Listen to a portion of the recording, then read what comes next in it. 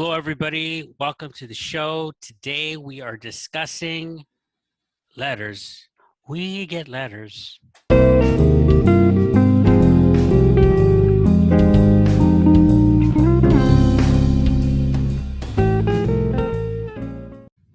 Jake. Nice, Ruben. Hey, Ruben. So I wanted to read this email to you and just get your reaction. Yes, sir. And can I just read it? Yeah, why don't you go read it? Here it is. This is in response to our video this week, and it's titled Progressives and Muckrakers. And this is where you talk about your finals assignment. I recommend everybody watch that video. It's detailing the final you give, and here's the response, or one of the responses. Really cool assignment for your students. Mr. Aguilar always made the subject engaging for the students. So obviously this is a former student of yours. Yeah. And then look what he says. By the way, this email does get spicy at times for the viewing audience, just so you know. During the 2000 presidential election, he would show us the SNL cold opens on a weekly basis. So this is a student from many years ago. He would show us, SNL cold opens. Not only was it informative to see politics through satire, but it kept us engaged in current events. Also, also, I've been watching SNL since. Thanks, Aguilar.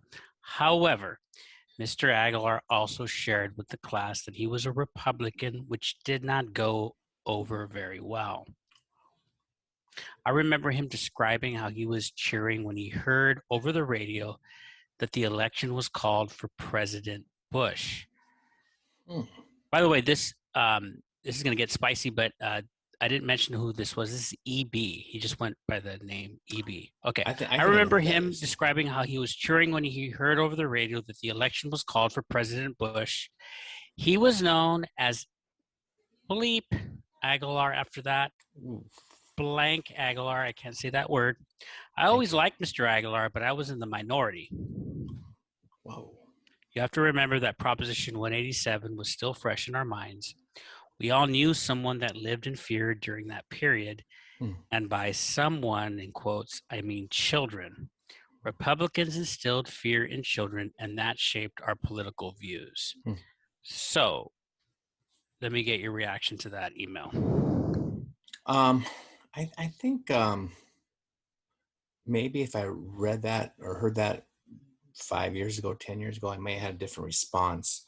My response now would be that I'm more like I want to listen to things like that because I think it affects me, and I want to be better. I always want to be better, And so I think back on those times, and I think sometimes we have a different view of ourselves. This was 20 years ago, right? This is like 2000, and when that election occurred, and I believe he was a junior when he's referring to this, because I believe I had him in AP US history. You know the student? I believe I know who the student is. Yes. Okay. And he's a great kid. Not kid. He's older. I mean, he's a. Isn't he about 40? Old. He's like close to 40. Yeah. And I remember he had a lovely, I think I had a lovely child. He might have more than. I believe that child has already went through the system. Already went through the same school, believe it or not.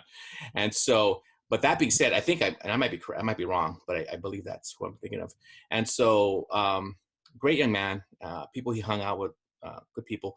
And so, but going back to the question, I just think that looking back on it, I have a different picture of myself and how I handled things like that.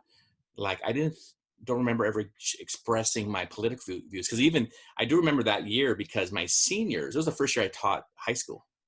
Let me see here. Yeah. And so I remember my seniors, I asked them at that same year, at the end of the year, do you think I'm a liberal or a conservative? And they thought I was all liberal. I thought that was a great compliment.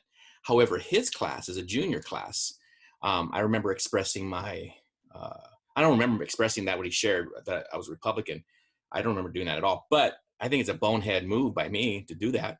And I tried not to, I feel like, and maybe I'm wrong though, I really try to get the middle line there. But I think some of your biases are always going to show Yep. your political viewpoints. But it reminds me not to come out and say what party. I don't think our job is to sway the kids left or right. And it really actually got real even deep when he talked about 187.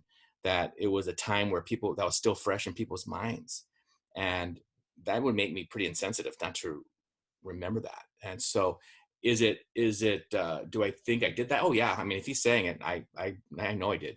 I just think he's right. It was probably very insensitive to share it at that time, and I wish I could go back in time and not share that.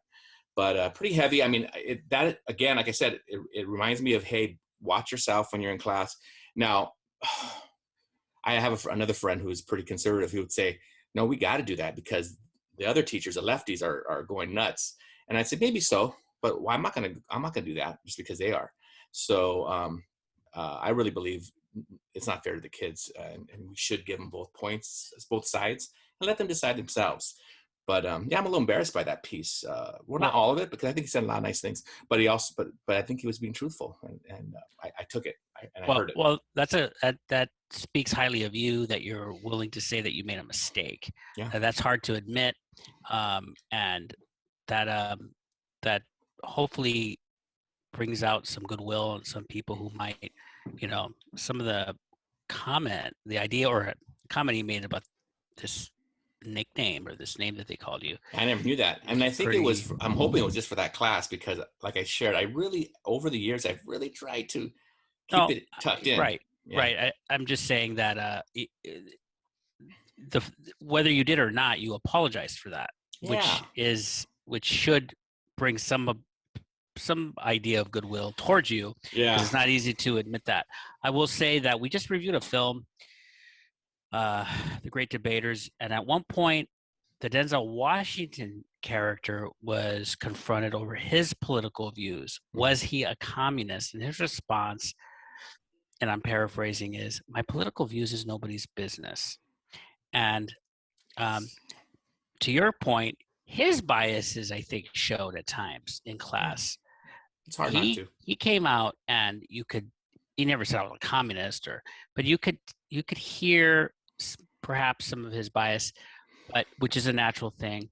But my take on all of this is that I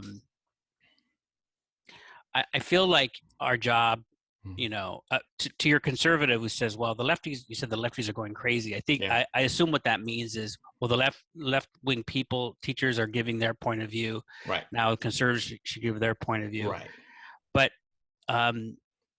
first of all, I think every human being should always ask themselves questions and challenge themselves. Sure. And we should always do that when we walk into a classroom, and encourage our students to do that, because we should if we're the same person we were 20 years ago or 10 years ago, something's askew. So how do we think better, and how do we think more critically, I think, is more important than what our political belief is. And I think that's my whole goal now. Like I said, I think I'm a little different than I was 20 years ago. I really would I always think of my students being critical thinkers. I want them to think for themselves. I always share, hey, have your arguments, whatever they are, just have them, and if you don't believe in them, then you might want to think, hey, why don't I believe in them? Let me do some research and figure out, this topic and this idea, and let me flesh it out. But I like I said, Ruben, I not only with the way I present material, but I think about my teaching 20 years ago. I feel like I've improved, and I think we all could say that. Every year, I'm always trying to improve.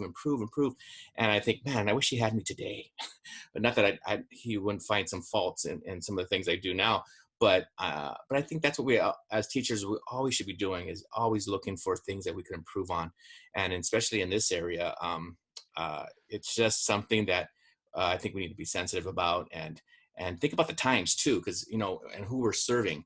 I was a little embarrassed though when he shared, it was during the time of 187. I'm like, oh man, that's right. And I was a bonehead young. You said teacher. That you don't have to flagellate yourself, and you apologized. I know. Okay, everybody, thank you for listening in. Tell us what you think.